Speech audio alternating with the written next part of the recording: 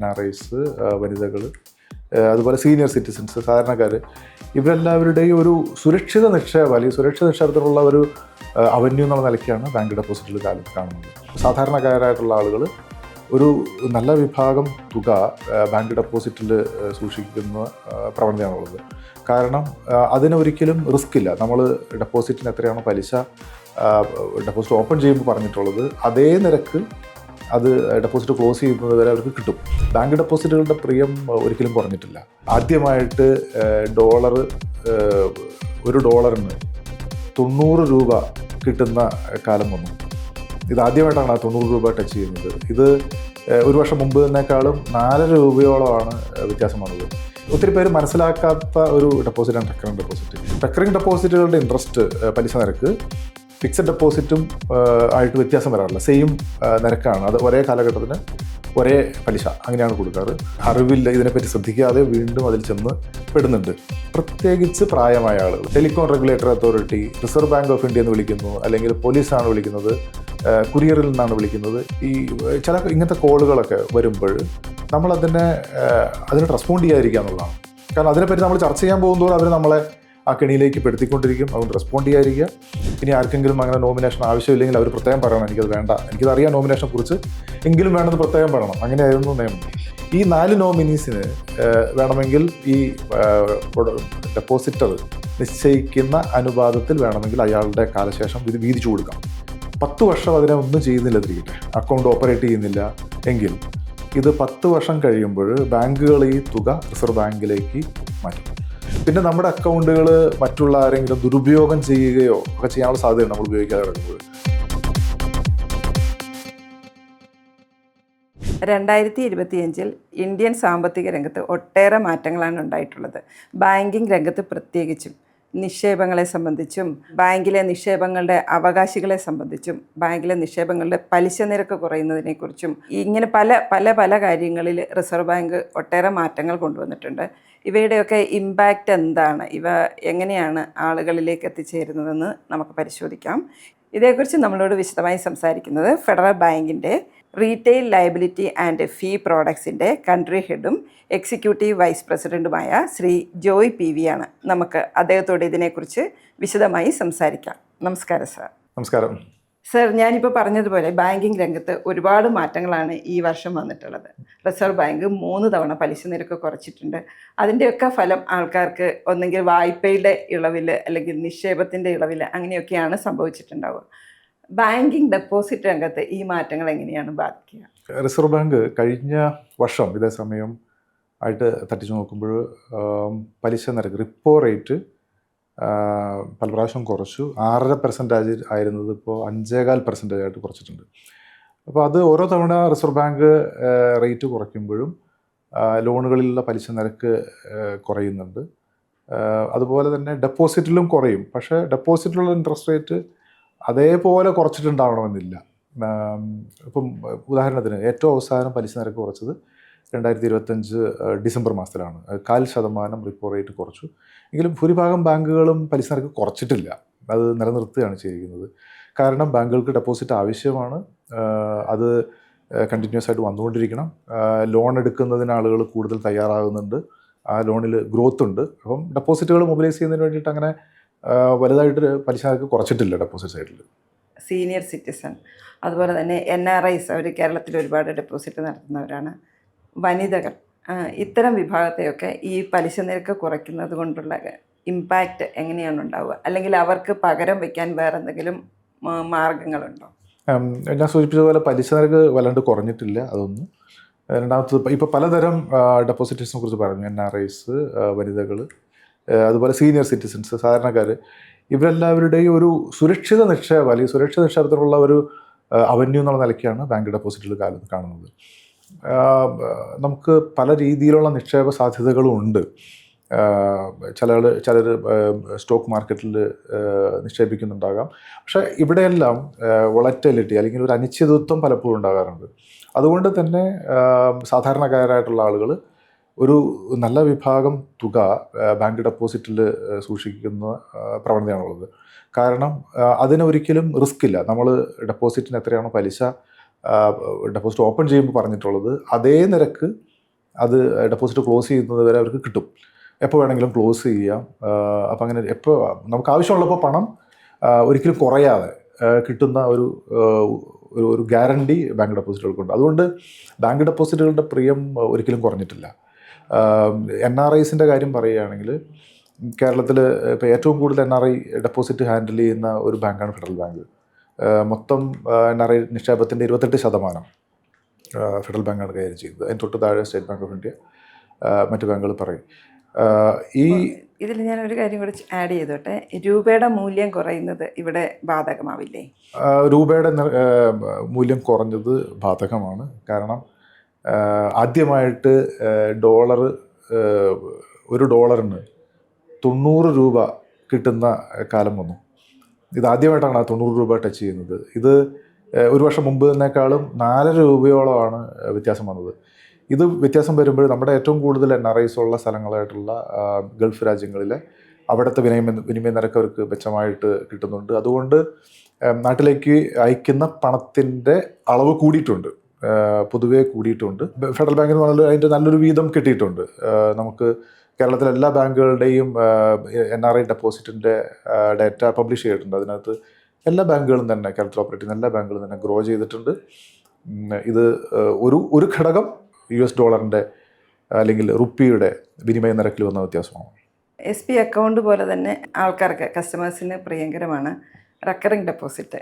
എനിക്ക് തോന്നുന്നു ഈ പലിശ നിരക്കിലെ ഇളവ് റെക്കറിംഗ് ഡെപ്പോസിറ്റിന് കുറച്ചുകൂടെ നന്നായിട്ട് വന്നിട്ടുണ്ടെന്ന് തോന്നുന്നു. അതേക്കുറിച്ചൊന്ന് പറയാമോ? ഈ റെക്കറിംഗ് ഡെപ്പോസിറ്റ് ആളുകൾക്ക് ഒത്തിരി പേര് മനസ്സിലാക്കാത്ത ഒരു ഡെപ്പോസിറ്റാണ് റെക്കറിംഗ് ഡെപ്പോസിറ്റ്. അതിൻ്റെ ഒരു അട്രാക്ഷൻ, നമ്മൾ മാസം തോറും ഒരു നിശ്ചിത തുക നമ്മളൊരു നിക്ഷേപമായിട്ട് ബാങ്കിൽ അടച്ചാൽ അതിന് ഫിക്സഡ് ഡെപ്പോസിറ്റിൻ്റെ പലിശ കിട്ടും.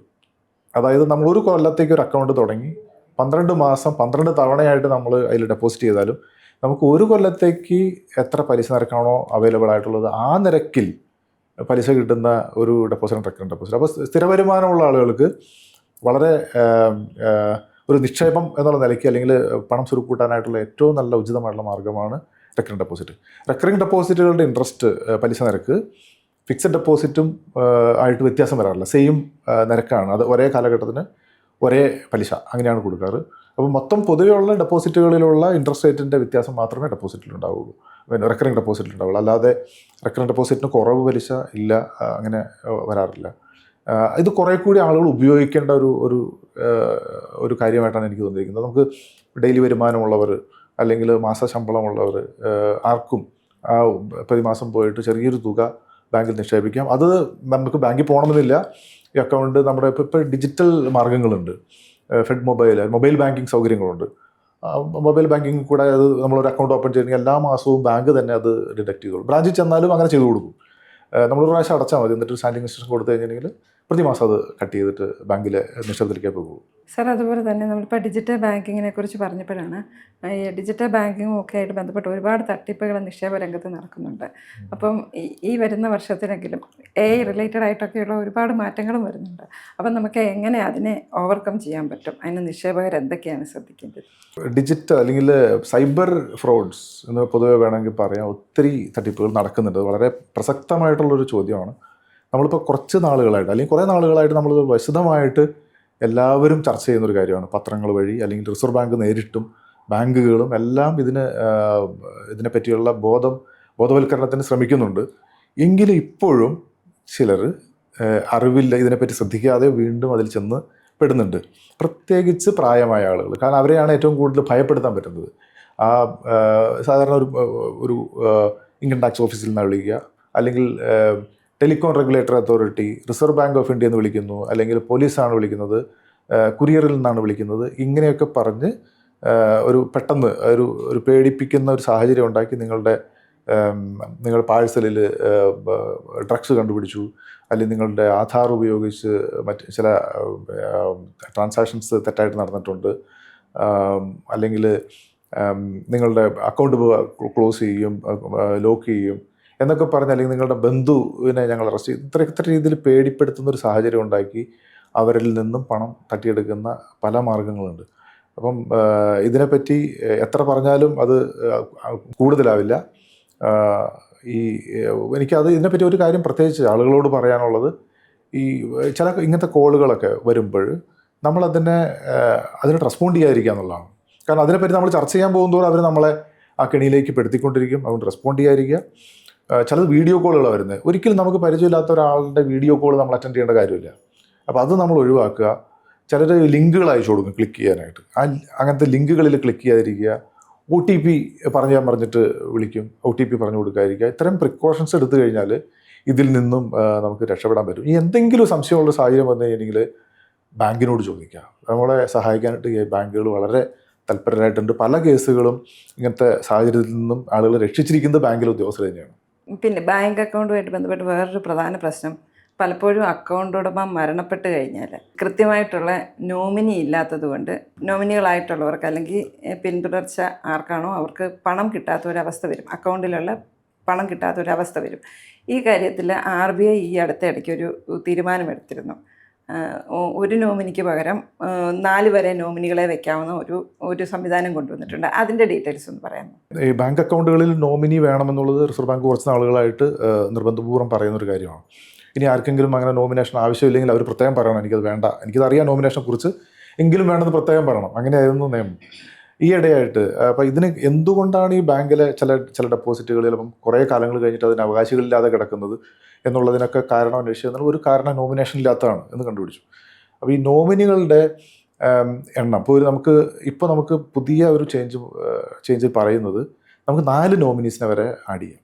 ഈ 4 നോമിനീസിന് വേണമെങ്കിൽ ഈ ഡെപ്പോസിറ്റർ നിശ്ചയിക്കുന്ന അനുപാതത്തിൽ വേണമെങ്കിൽ അയാളുടെ കാലശേഷം ഇത് വീതിച്ചു കൊടുക്കാം. ഒന്ന്. ഇതല്ലെങ്കിൽ ഇതെല്ലാം കൂടി നോമിനി 1 കൊടുക്കാം, അദ്ദേഹം മരണപ്പെട്ടാൽ അടുത്ത നോമിനിക്ക് കൊടുക്കാം. അങ്ങനെ സക്സസീവ് ആയിട്ടുള്ള അവകാശം വെക്കാം. 2 രീതിയിൽ 4 വരെ നോമിനീസിനെ കൊടുക്കാം എന്നുള്ള ഒരു നിയമം വന്നിട്ടുണ്ട്. ഇപ്പം ഈ സൗകര്യം ഇപ്പോൾ വന്നോ? നിലവിലുണ്ട്, നിലവിൽ വന്നു. അതുപോലെ തന്നെ വേറൊരു പ്രധാന പ്രശ്നം, അവകാശികളില്ലാതെ പല കാരണങ്ങളാൽ അവകാശികൾ, അതിലൊന്നായിരിക്കും ഈ നോമിനി, കൃത്യമായിട്ടുള്ള നോമിനി ഇല്ല എന്നുള്ളത്. വേറെയും പല കാരണങ്ങളാൽ അവകാശികളില്ലാതെ ഇന്ത്യയിലെ പല ബാങ്കുകളിലായിട്ട് 67,000 കോടി രൂപയിലേറെ കെട്ടിക്കിടക്കുന്നുണ്ട്. അപ്പോൾ കൃത്യമായിട്ടുള്ള ഡീറ്റെയിൽസ് നൽകിക്കഴിഞ്ഞാൽ ആ പണം അനന്തരാവകാശികൾക്ക് റിലീസ് ചെയ്യാനുള്ള ഒരു സംവിധാനവും RBI കൊണ്ടുവന്നിട്ടുണ്ട്. അത് പക്ഷേ അതേക്കുറിച്ച് ആർക്കും അങ്ങനെ അറിയില്ല എന്ന് തോന്നുന്നു. അതേക്കുറിച്ചും കൂടെ ഒന്ന് പറയാം. ബാങ്കുകളിൽ നമ്മളൊരു നിക്ഷേപം നടത്തിയാൽ 10 വർഷം അതിനെ ഒന്നും ചെയ്യുന്നില്ലതിരിക്കട്ടെ, അക്കൗണ്ട് ഓപ്പറേറ്റ് ചെയ്യുന്നില്ല എങ്കിൽ ഇത് 10 വർഷം കഴിയുമ്പോൾ ബാങ്കുകൾ ഈ തുക റിസർവ് ബാങ്കിലേക്ക് മാറ്റും. അത് depositor education and awareness fund എന്ന് പറയുന്ന ഒരു ഫണ്ടിലേക്ക് മാറ്റുകയാണ് ചെയ്യണേ. എന്നിട്ട് ഇതിൻ്റെ ഡീറ്റെയിൽസ് RBIയുടെ പോർട്ടലിൽ ലോഡ് ചെയ്യുന്നുണ്ട്. ഉദ്ഗം പോർട്ടലിൽ അത് ലോഡ് ചെയ്തിട്ടുണ്ട്. ഇതിന് അവകാശികൾ, അത് നമ്മുടെ ബന്ധുക്കളുടെ ആരെങ്കിലും ഉണ്ടോ എന്ന് വേണമെങ്കിൽ അത് സെർച്ച് ചെയ്യാം. ആവശ്യമായിട്ടുള്ള രേഖകളുമായിട്ട് ചെന്ന് കഴിഞ്ഞാൽ ബാങ്കുകൾ തിരിച്ചെടുത്ത് കൊടുക്കുകയും ചെയ്യും. ഇത്തരം പണം തിരിച്ചു കൊടുക്കുന്നതിനായിട്ട് RBI ഈയിടെ ഊർജിതമായിട്ടൊരു പ്രവർത്തനമായിട്ട് വന്നിട്ട് അത് ഗവൺമെൻറ്റും സെൻട്രൽ ഗവൺമെൻറ്റും RBIയും കൂടി ചെയ്യുന്നതാണ്. സ്റ്റേറ്റ് ലെവൽ ബാങ്കേഴ്സ് കമ്മിറ്റികൾ മുഖാന്തരം നടപ്പിലാക്കുന്ന വലിയൊരു ഡ്രൈവും അവയർനെസ്സുമാണ്. ഈ പണം അവരുടെ അവകാശികളിലേക്ക് തിരിച്ചെത്തിച്ചു കൊടുക്കും. അപ്പോൾ അതിന് ബാങ്കുകൾ വളരെ ഊർജിതമായിട്ട് ഇവരെ അവൈലബിൾ ആയിട്ടുള്ള അഡ്രസ്സിൽ, ഫോൺ നമ്പറിലൊക്കെ വിളിച്ച് ബന്ധപ്പെടുന്നു. ചിലതിലൊന്നും ഫോൺ നമ്പർ ഉണ്ടാവില്ല, 10 കൊല്ലം കഴിഞ്ഞാണല്ലോ. അപ്പം എഴുത്ത് മുഖാന്തരം അല്ലെങ്കിൽ വിസിറ്റുകൾ വഴി ഇവരെയൊക്കെ കണക്ട് ചെയ്ത് ഈ പണം തിരിച്ചു കൊടുക്കുന്നതിനുള്ള വലിയൊരു ശ്രമം നടക്കുന്നുണ്ട്. അത് ഇപ്പോൾ ഇത് കേട്ടുകൊണ്ടിരിക്കുന്ന എല്ലാവരും അവരുടെ ആരുടെയെങ്കിലും ഉണ്ടെങ്കിൽ, അവരുടെ മാതാപിതാക്കളുടെയോ സീനിയേഴ്സായിട്ടുള്ള മരിച്ചുപോയിട്ടുള്ള ബന്ധുക്കളുടെ ആരെങ്കിലുമൊക്കെ ഉണ്ടെങ്കിൽ ശ്രദ്ധിക്കുക. അതുപോലെ തന്നെ ജീവിച്ചിരിക്കുന്നവരുടെയും കാണാം. ചില മറന്നുപോയ ഡെപ്പോസിറ്റ്സ് കാണും, നമ്മളെവിടെയെങ്കിലും ഒരു ഇട്ടിട്ടുണ്ടാകും, പിന്നെ അത് മറന്നു പോയിട്ടുണ്ടാകും. അതും ഒക്കെ അങ്ങനെ കിടക്കുന്ന കൂട്ടത്തിലാണ്. ഇപ്പോൾ ബാങ്കുകൾ ഇത് എങ്ങനെയെങ്കിലും ആളുകളെ കണ്ടെത്തി ഇത് കൊടുക്കാനുള്ള ശ്രമം നടത്തിക്കൊണ്ടിരിക്കുന്നത്. തുക ഇപ്പോൾ കിടക്കുന്നത് റിസർവ് ബാങ്കിലാണ്. ഇതുമായിട്ട് കണക്ട് ചെയ്ത് പറയാവുന്ന വേറൊരു കാര്യം ഡോർമെൻ്റ് അക്കൗണ്ടുകളെ കുറിച്ചിട്ടാണ്. പലപ്പോഴും പലരും 2-3 അക്കൗണ്ടുകളുണ്ടാവും, ചിലതിനെക്കുറിച്ച് മറന്നു പോയിട്ടുണ്ടാവും. ഈ ഡോർമെൻ്റ് അക്കൗണ്ടുകളും നിലനിർത്തിക്കൊണ്ടു പോകുന്ന അത്ര നല്ല രീതിയല്ലെന്നാണ് ബാങ്കുകൾ പറയുന്നത്. അതേക്കുറിച്ചും കൂടിയാണ്. ഡോർമെൻ്റ് അക്കൗണ്ട് നമുക്ക് ബാങ്കുകളിലെ അക്കൗണ്ടുകളിൽ ഡോർമെൻ്റായിട്ട് കിടക്കുമ്പോൾ അതിനെ KYC, അതിനുപയോഗിക്കുന്ന KYC കാലഹരണപ്പെട്ടു പോകാനൊരു സാധ്യതയുണ്ട്. അത് കൂടാതെ ഇത് 10 കൊല്ലം ഡോർമെൻ്റായിട്ട് കിടക്കുമ്പോൾ ഈ അക്കൗണ്ട് റിസർവ് ബാങ്കിലേക്ക് ആ ഫണ്ട് പോകും, പണം നഷ്ടമാകും. നഷ്ടമായെന്ന് വെച്ചാൽ അത് മറ്റേ റിസർവ് ബാങ്കിലേക്ക് പോകും, പിന്നെ നമ്മൾ വീണ്ടും അത് ചെന്ന് വേണം തിരിച്ച് മേടിക്കാനായിട്ട് എന്നുള്ള കാരണങ്ങൾ കൊണ്ട് നമ്മൾ അക്കൗണ്ടുകൾ എപ്പോഴും ഓപ്പറേറ്റീവായിട്ട് കൊണ്ടു കിടക്കണം. നമുക്ക് ഒരുപാട് ബാങ്ക് അക്കൗണ്ടുകളുടെ ഒന്നും ആവശ്യമില്ല. പിന്നെ നമ്മുടെ അക്കൗണ്ടുകൾ മറ്റുള്ള ആരെങ്കിലും ദുരുപയോഗം ചെയ്യുകയോ ഒക്കെ ചെയ്യാനുള്ള സാധ്യതയുണ്ട് നമ്മൾ ഉപയോഗിക്കാതെ കിടക്കുമ്പോൾ. ഇതിടെ നേരത്തെ സൂചിപ്പിച്ചതുപോലെ ഈ സൈബർ ഫ്രോഡ്സ്, സാമ്പത്തിക ഫ്രോഡുകൾ നടത്തുന്ന ആളുകൾ ഇങ്ങനത്തെ അക്കൗണ്ടുകളെ കണ്ടുപിടിച്ച് അതിൻ്റെ പുറകെ കൂടുന്ന ഒരു സാഹചര്യം ഒഴിവാകാൻ വേണ്ടിയിട്ട് ഗവൺമെൻറ് അക്കൗണ്ടുകളെല്ലാം ആക്ടിവേറ്റ് ചെയ്ത് നടക്കുന്നത്. അത് ബാങ്കുകളും ശ്രമിക്കുന്നുണ്ട്, ആളുകൾ വിളിച്ച് ആക്ടിവേറ്റ് ചെയ്യുന്ന ഒരു സാഹചര്യമുണ്ട്. ഈ അടുത്ത കാലത്ത് പല തട്ടിപ്പുകളുമായിട്ട് ബന്ധപ്പെട്ട് പറഞ്ഞു കേൾക്കുന്ന ഒരു വാക്കാണ് മ്യൂൾ അക്കൗണ്ട് എന്ന് പറഞ്ഞിട്ട്. സർ, എന്താണത് മ്യൂൾ അക്കൗണ്ട് എന്ന് പറയുന്നത്? നമ്മൾ ഒരു നേരത്തെ സൈബർ ഫ്രോഡിനെ കുറിച്ച് പറഞ്ഞല്ലോ. ഈ സൈബർ ഫ്രോഡ് നടത്തുന്ന പ്രധാന ആൾക്കാർ അവരുടെ സ്വന്തമായ അക്കൗണ്ടുകളിൽ കൂടെ അല്ല അത് ചെയ്യുന്നത്. അവർ ഇതിനു വേണ്ടിയിട്ടുള്ള കാര്യങ്ങളെല്ലാം ചെയ്തിട്ട് ഈ പൈസ കളക്ട് ചെയ്യാനായിട്ട് ഏതെങ്കിലും ഒരു വ്യക്തിയുടെ, അദ്ദേഹത്തിനെ പറ്റി ഇതിനെപ്പറ്റി വലിയ ധാരണയൊന്നും ഉണ്ടാവില്ല, അങ്ങനെ ഒരാളുടെ അക്കൗണ്ടിൽ കൂടെ ആയിരിക്കും തുക റൂട്ട് ചെയ്യുന്നത്. അത് ഒരു സാധാരണക്കാരനായിരിക്കാം, ചിലപ്പം അല്ലെങ്കിൽ വിദ്യാർത്ഥി ആയിരിക്കാം. അവരെന്തെങ്കിലും ചെറിയൊരു തുക പ്രതിഫലമായിട്ട് കൊടുത്തിട്ട് അദ്ദേഹത്തിൻ്റെ അക്കൗണ്ട് നമ്പറിൽ ഒരു തുക വരുമ്പോൾ അത് ട്രാൻസ്ഫർ ചെയ്ത് കൊടുക്കാൻ അദ്ദേഹത്തോട് പറഞ്ഞിട്ടുണ്ടാവും. അപ്പോൾ അദ്ദേഹത്തിന് അതിൻ്റെ അപകടം മനസ്സിലാക്കാതെ ചെയ്യുന്നൊരു കാര്യമായിരിക്കും. എൻ്റെ അക്കൗണ്ടിൽ കുറച്ച് പൈസ ഒന്നും എൻ്റെ അല്ല, ഞാനത് കൊടുത്തു, എനിക്കൊരു കമ്മീഷൻ കിട്ടി. ഇത് മ്യൂൾ അക്കൗണ്ടാണ്. അവരതിൻ്റെ അപകടം അറിയുന്നില്ല. ഈ കേസ്, ഇതിനുമായിട്ട് ബന്ധപ്പെട്ട കാര്യങ്ങൾ അന്വേഷിച്ച് ചെല്ലുമ്പോൾ ഇയാളിലാണത് എത്തുന്നതെന്നും ഇയാളതിനകത്ത് ഉത്തരം പറയേണ്ട ആളാണെന്നും ഇയാൾ ഒരു കുറ്റത്തിൻ്റെ ഭാഗമാകുന്നു എന്നും ഈ ആൾ അറിയുന്നുണ്ടാവില്ല. അപ്പോൾ ഇത്തരം അക്കൗണ്ടുകളാണ് നമ്മൾ മണി മ്യൂൾ എന്ന് പറയുന്നത്. അപ്പോൾ നമ്മൾ ഇങ്ങനത്തെ അക്കൗണ്ടുകൾ വന്നാൽ നമ്മൾ ആളുകളൊക്കെ അവയർനെസ് കൊടുക്കുന്നുണ്ട്. ഒരു സംശയം വന്നാൽ, അല്ലെങ്കിൽ ഒരു അക്കൗണ്ടിൽ കൂടെ വലിയ തുകകൾ വന്നാൽ, അല്ലെങ്കിൽ നമ്മൾ ഉദ്ദേശിക്കുന്ന അയാളുടെ പ്രൊഫൈലുമായിട്ട് ബന്ധമില്ലാത്ത അത്ര ഏറെ ട്രാൻസാക്ഷൻസിൻ്റെ എണ്ണം വരിക ഒക്കെ ചെയ്ത് കഴിഞ്ഞെങ്കിൽ നമ്മളതിനെ അലർട്ട് കൊടുക്കുന്നുണ്ട്. കസ്റ്റമർ ചിലപ്പോൾ വിളിക്കും, ചിലപ്പോൾ അയാളുടെ അക്കൗണ്ടിൽ ട്രാൻസാക്ഷൻ ബ്ലോക്ക് ചെയ്യും. കാരണം അയാളെ കൂടി പ്രൊട്ടക്ട് ചെയ്യാൻ വേണ്ടിയിട്ട് ചെയ്യുന്നുണ്ട്. എല്ലാ ബാങ്കുകളും ചെയ്യണം, അത് അങ്ങനെ ഒരു പ്രവർത്തനം നടക്കുന്നുണ്ട്. ഇതിന് വേണ്ടിയിട്ടാണെന്ന് തോന്നുന്നു ഈ KYC എപ്പോഴും, ഈ KYC അല്ല, KYC എപ്പോഴും അപ്ഡേറ്റ് ചെയ്തുകൊണ്ടിരിക്കുന്നത്. അത് പലതരത്തിൽ ചെയ്യാമല്ലോ. പലരും ചോദിക്കാറുണ്ട്, ഞങ്ങളിപ്പോൾ KYC നൽകിയതല്ലേ ഉള്ളൂ, പിന്നെ എന്തിനാണ് ഇനിയും കൊടുക്കുന്നതെന്നൊക്കെ ചോദിക്കാറുണ്ട്. അപ്പോൾ ഈ KYC നടത്തേണ്ടതിൻ്റെ ഒരു ഇമ്പോർട്ടൻസ് എന്താണ്? നമ്മളൊരു കസ്റ്റമറുടെ, അയാളുടെ നമ്മൾ പല ജീവിത ലൈഫ് സ്റ്റേജിൽ വെച്ചായിരിക്കും അക്കൗണ്ട് ഓപ്പൺ ചെയ്യുന്നത്. വിദ്യാർത്ഥി ആയിരിക്കുമ്പോൾ നമ്മൾ അക്കൗണ്ട് ഓപ്പൺ ചെയ്ത് അന്ന് എനിക്ക് വരുമാനമില്ല, അപ്പോൾ അതിനകത്ത് വലിയൊരു തുക ട്രാൻസാക്ഷനൊന്നും നമുക്ക് പ്രതീക്ഷിക്കാം. പക്ഷേ പിന്നീട് നമ്മൾ ജോലി കിട്ടി, നമുക്കൊരു വരുമാനമുണ്ട്, അപ്പോൾ പ്രതിമാസം അതിലൂടെ പോകുന്ന തുക മാറുന്നു. അല്ലെങ്കിൽ നമ്മളൊരു ബിസിനസ്സിലേക്ക് പോയി കഴിഞ്ഞാൽ അതിലൂടെ പോകുന്ന സാധാരണ കറണ്ട് അക്കൗണ്ടാണ് അങ്ങനെയുള്ളത് തുടങ്ങുന്നത്. അല്ലെങ്കിൽ ചെറിയ എന്തെങ്കിലും ബിസിനസ് വീട്ടിലേക്ക് ചെയ്യുന്ന ആൾക്കാരാണെങ്കിൽ അതിൽ കൂടെ പോകുന്ന തുകയുടെ എണ്ണം കൂടും. അപ്പോൾ ഈ പ്രൊഫൈല് നിരന്തരമായിട്ട് അപ്ഡേറ്റ് ചെയ്യണം. നമ്മൾ ഇപ്പം ഈ ആള് KYC എന്ന് പറയുന്നത് അയാളുടെ കൂടുതൽ വിവരങ്ങൾ ബാങ്കിൽ കൊടുക്കുന്നതാണ്. അത് ഓരോ കാലഘട്ടത്തിൽ മാറുമ്പോൾ കസ്റ്റമറായിട്ട് ചെന്ന് ചെയ്യണം. അതല്ലെങ്കിൽ ബാങ്ക് അതിനൊരു കാലഘട്ടം ഓരോ തരം അക്കൗണ്ടുകൾക്ക് നിശ്ചയിച്ചിട്ടുണ്ട്, അതനുസരിച്ച് ബാങ്കും കോൺടാക്ട് ചെയ്യുക. അപ്പം നമ്മളുടെ ഡീറ്റെയിൽസ് കൊടുത്താൽ മതി. അത്ര വലിയൊരു ബുദ്ധിമുട്ടുള്ള കാര്യമല്ല, പക്ഷെ അത് ചെയ്യുന്നതാണ് എപ്പോഴും സുഗമമായിട്ട് അക്കൗണ്ടുകൾ ഓപ്പറേറ്റ് ചെയ്യാനായിട്ട് വേണ്ടത്. KYC കൃത്യമായിട്ട് ചെയ്തില്ല എന്നുണ്ടെങ്കിൽ അക്കൗണ്ട് ക്ലോസ് ചെയ്യാനോ അല്ലെങ്കിൽ മരവിപ്പിക്കാനോ ഒക്കെ സാധ്യതയുണ്ട്. അങ്ങനെ ചെയ്യാനാണ് നിർദ്ദേശങ്ങളുള്ളത്. നമ്മൾ എല്ലാ ബാങ്കുകളും അത് ചെയ്യും. നമ്മൾ അതിന് സമയം കൊടുക്കും. നമ്മളതിന് KYC ഡ്യൂ ആകുന്നതിന് മുമ്പ് അറിയിക്കും. അതിന് ശേഷവും കുറേ സമയം കൊടുക്കും. പല രീതിയിലും കമ്മ്യൂണിക്കേഷൻസ് അയക്കും. എന്നിട്ടും തിരിച്ചു വരാതാകുമ്പോൾ നമ്മളത് അക്കൗണ്ടുകൾ ലോക്ക് ചെയ്യും. ഇപ്പോൾ നമ്മൾ ട്രാൻസ്ഫർ ചെയ്യുമ്പോൾ മനസ്സിൽ വന്നു കഴിഞ്ഞിട്ട് വീണ്ടും അത് തുറന്നോളും. പിന്നെ സാറേ, ഈ അടുത്തിടയ്ക്ക് ഒരു സംഭവം കാണാനുള്ളത്, നമ്മളുടെ അക്കൗണ്ടിലേക്ക് പെട്ടെന്നൊരു ദിവസം കുറച്ച്, ഇപ്പോൾ ഈ UPI പോലെയുള്ള ഇടപാടുകളൊക്കെ നടക്കുന്നത് കൊണ്ട് എല്ലാവരും ഒരുമിച്ച് ഒരു അക്കൗണ്ടിലേക്ക് പൈസയൊക്കെ ഇടാറുണ്ട്. അപ്പോൾ അങ്ങനെ പെട്ടെന്നൊരു ഇടപാട് കൂടുതലായിട്ട് ഒരു ദിവസം കാണുമ്പം ചിലപ്പോൾ ബാങ്ക് അക്കൗണ്ട് മരവിപ്പിക്കുന്ന ഒരു രീതി കാണാറുണ്ട്. ആ സാഹചര്യം എന്ന് പറയുമ്പോൾ, കാര്യം പലർക്കും അറിയില്ല. ഇപ്പോൾ ഓഫീസിലൊക്കെ ആണെന്നുണ്ടെങ്കിൽ ചിലപ്പോൾ അവരൊരു ട്രീറ്റ് നടത്തിയതായിരിക്കും. അപ്പോൾ ആ ട്രീറ്റിൻ്റെ ചുമതല ഒരാൾക്കായിരിക്കും ഉണ്ടാവുക. ബാക്കി എല്ലാവരും കൂടെ അവരുടെ UPI എന്നുള്ള പണം, ചെറിയ എമൗണ്ട് ആണെങ്കിൽ പോലും, ആ അക്കൗണ്ടിലേക്ക് ഇട്ട് കൊടുക്കുന്നു. അപ്പോൾ ഒരു ദിവസം അസാധാരണമായിട്ട് കുറേ ഇടപാടുകൾ നടക്കുന്നു. അപ്പോൾ അങ്ങനെ വന്നു കഴിയുമ്പോഴത്തേക്കിനും ചിലപ്പം ബാങ്ക് ഇത് മരവിപ്പിക്കുന്ന ഒരു രീതിയുണ്ട്. അതും കൂടി എന്ന് പറയാം, പലർക്കും അതേക്കുറിച്ച് അറിയില്ല. നമുക്ക് ഒരു ഓഫീസിൽ നടക്കുന്ന ട്രീറ്റ് എന്ന് പറഞ്ഞാൽ 10-15 പേരുടെ ചെറിയ തുകകൾ 300-400 രൂപയോ അല്ലെങ്കിൽ 1000 രൂപയോ ഇതൊന്നും വന്നാലൊന്നും അക്കൗണ്ടുകൾ ബ്ലോക്ക് ആവില്ല. വലിയ തുകകൾ വരുമ്പോഴാണ് അത് അക്കൗണ്ട് ബ്ലോക്ക് ചെയ്യുന്നത്. അല്ലെങ്കിൽ വലിയ തുക, അതായത് ഒരുപാട് എണ്ണം വലിയ തുക വരുമ്പോഴാണ് അക്കൗണ്ട് ബ്ലോക്ക് ചെയ്യുന്നത്. ഇത് എല്ലാ ബാങ്കുകളും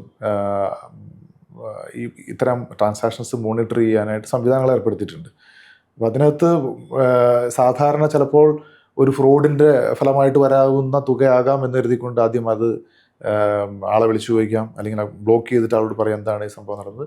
അത് ആൾ എക്സ്പ്ലെയിൻ ചെയ്ത് കഴിയുമ്പോൾ അത് തുറന്നു കൊടുക്കുകയും ചെയ്യും. അതിനകത്ത് ഒന്ന് ഇതാരെങ്കിലും കബളിപ്പിക്കപ്പെട്ടിട്ടുണ്ടെങ്കിൽ അയാളെ സംരക്ഷിക്കാനും, ഇയാളറിയാതെയാണ് ഈ തുക വന്നതെങ്കിൽ ഈ അക്കൗണ്ട് ഉടമയെ സംരക്ഷിക്കാനും ഒക്കെ വേണ്ടിയിട്ടാണ് ബാങ്ക് ചെയ്തു കൊടുക്കുന്നത്.